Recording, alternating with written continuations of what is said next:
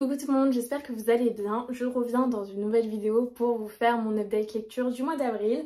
J'ai moins lu qu'au mois de mars, mais après j'ai eu mes partiels et tout ça, donc ça explique cela. Actuellement j'ai 2 lectures en cours, mais du coup je vous les présenterai dans mon prochain update lecture, même si je les ai commencées au mois d'avril, c'est pas grave parce que dans tous les cas je suis qu'au début et puis je vais pas vous donner mon avis sur un livre que j'ai pas encore fini. Pour ça je vous invite à me rejoindre sur mon compte Instagram Life of Manu. Franchement n'hésitez pas à aller me suivre. Et je vous le redis encore, me suis aussi sur mon compte TikTok où j'essaye de revenir à fond.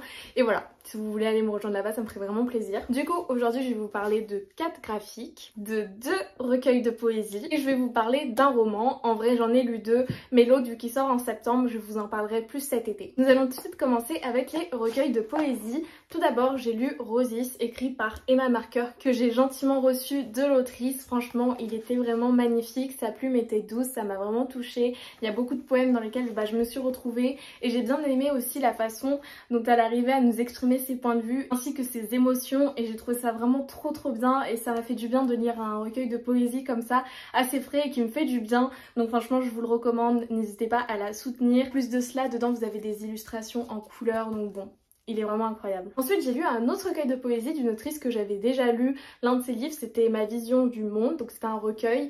Et franchement, il était vraiment génial. Et là, on a un peu plus de matière. Il s'agit de Mésange 34, Ma vision du monde, de Marcel Nguima. Et du coup, ici, encore une fois, il y a des post-it, il y a des choses que j'ai beaucoup aimées.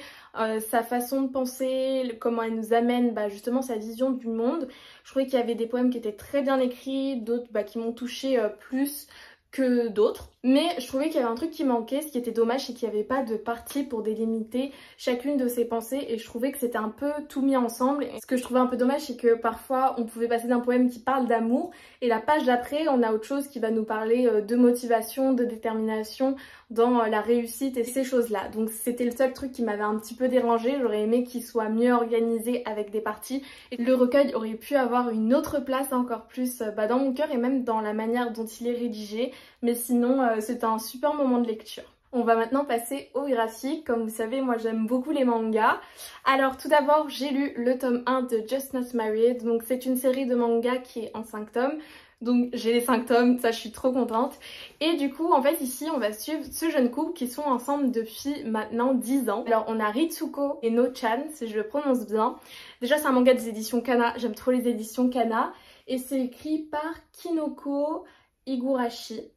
Et du coup, je trouvais ça trop mignon de voir leur histoire. Et en fait, la fameuse question qui revient tout le temps, c'est à quand le mariage? Parce que ça fait grave longtemps que vous êtes ensemble. Et en fait, on va voir un peu comment ce couple perçoit en fait cette pression que les autres leur mettent. Et on apprend aussi à découvrir ce que eux ils ressentent et ce que eux veulent pour leur relation.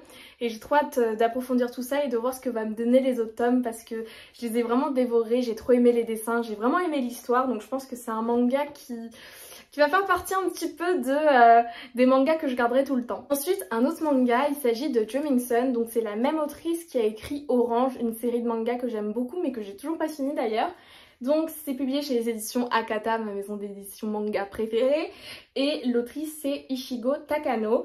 Et en fait dans Dreaming Sun, on va suivre notre jeune Shimana qui se sent pas bien chez elle parce que sa mère est morte et son père maintenant il a une nouvelle femme et il essaie de reconstruire une famille. Et en fait elle se sent plus à sa place et du coup elle décide de fuguer et elle va se retrouver embarquée dans une coloc avec d'autres hommes, donc des jeunes hommes de son lycée. Et à partir de là il y a une condition en fait pour participer à cette colocation, c'est d'avoir un rêve. Et sauf qu'elle n'a pas vraiment de rêve ou d'objectif. Par exemple, il y en a un qui veut devenir avocat, elle en a pas vraiment, et du coup son objectif en fait ça va être de trouver l'amour ou de tomber amoureux si vous voulez. Et du coup voilà, franchement j'ai beaucoup aimé, les dessins étaient très beaux, surtout que c'est une réédition que fait les éditions Akata.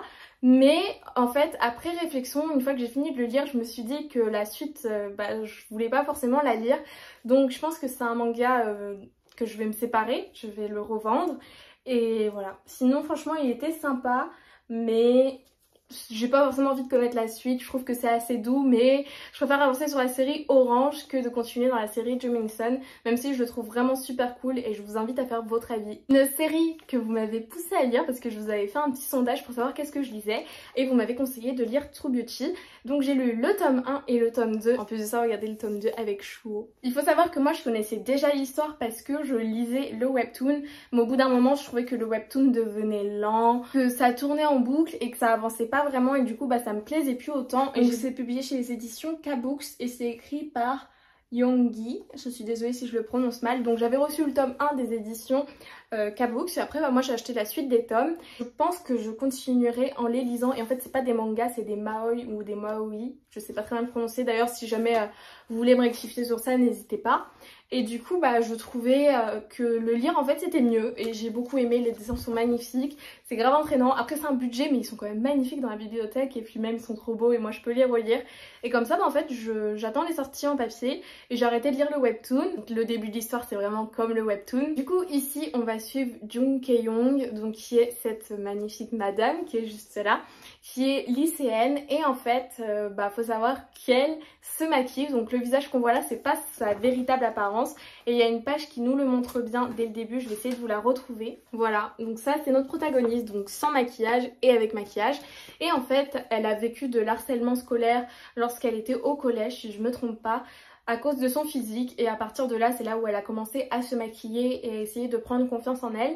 Mais malgré ça, ça reste un personnage principal qui n'a pas tout le temps confiance en elle, elle essaye de se chercher, elle est pas très sûre d'elle, elle est assez naïve, mais elle est quand même assez attachante. J'avais regardé le drama d'ailleurs que je vous recommande qui est très très bien, même si ça change totalement du webtoon, mais voilà c'est très touchant. En plus de ça c'est comme si elle menait une double vie parce que personne ne sait à quoi elle ressemble sans maquillage à part sa famille et à part une autre personne qui s'appelle Shuo. Et en fait lui il l'a rencontré sans maquillage. Et à partir de là, l'histoire va débuter. Je vais pas trop vous en dire pour éviter de vous spoiler, même si je pense qu'on en entend beaucoup parler. Du coup voilà, actuellement je crois qu'il y a 7 tomes qui sont disponibles, donc n'hésitez pas. Et on termine avec mon dernier coup de cœur. Il s'agit de Persona, publié chez les éditions Hachette Roman, écrit par Telena, et c'était incroyable. Donc ici on est un peu dans un univers fantastique, de fantasy, où nous sommes dans le monde de Lux, où plusieurs personnes ont été touchées par la lumière, et ces personnes touchées par la lumière se retrouvent avec des dons par la suite. Et ici nous allons suivre Andrea qui lui est un persona, et en gros il peut créer des masques et se modifier, donc être une femme, un homme, enfin voilà, devenir quelqu'un, et du coup c'est son talent, c'est le don qu'il a reçu. Et en fait dans cette société, pour les personnes qui sont touchées par la lumière, ils ont deux choix pour leur avenir. Soit à leurs 18 ans ils se marient et ils perdent leur don, soit ils décident de rejoindre le culte de la lumière et du coup à partir de là c'est une vie à servir à répondre à des missions. Donc vous vous en doutez bien, notre protagoniste n'est pas du tout d'accord avec ces deux choix de carrière, lui il en veut aucun des deux, et à partir de là on va suivre un petit peu quelque chose de nouveau qui va se passer parce que il va être appelé à réaliser une mission avec ses amis, et c'est une mission qui va changer un petit peu le cours de l'histoire et le cours de sa vie. Et on va le suivre dans tout ça, dans ses retranchements. Il y a beaucoup de choses très très belles dans ce livre, il y a de l'action, il y a des rebondissements que j'ai trop aimés. Franchement j'étais vraiment captivée dans l'histoire. Je trouvais la plume incroyable et le sujet tellement original que c'était incroyable. Franchement j'ai trop aimé. Le tome 2 sort normalement à la rentrée scolaire, donc vers septembre-octobre, et j'ai trop hâte, j'attends vraiment de lire la suite. Je sais pas c'est une série en combien de tomes, mais pour le moment ce tome 1 il m'a vraiment régalé, il était incroyable. Et voilà pour mes lectures du mois d'avril, j'espère que ça vous a plu. Moi ça me fait trop plaisir de vous parler de mes lectures, j'ai essayé de me poser un peu plus, de parler un peu plus, et c'est pas grave si jamais ça prend un peu de temps, même si la vidéo elle devrait pas être très longue étant donné que j'avais pas non plus lu une dizaine de livres. Donc voilà, on se retrouvera pour mon prochain update lecture fin mai ou début juin, donc je vous parlerai de tout ce que j'aurai lu en mai, dont mes 2 lectures que je suis en train de lire qui sont vraiment pas mal. Et là je pense que prochainement je vais lire des choses pévitas, j'ai trop hâte. Et moi je vous dis à la semaine prochaine parce que chaque semaine sur ma chaîne YouTube il y a une nouvelle vidéo, donc si jamais vous le savez pas, abonnez-vous, n'hésitez pas à activer la petite cloche pour pouvoir recevoir la notification, me donner votre avis en commentaire et aussi me dire qu'est-ce que vous avez lu durant ce mois d'avril. Et on se dit à très vite, bye bye.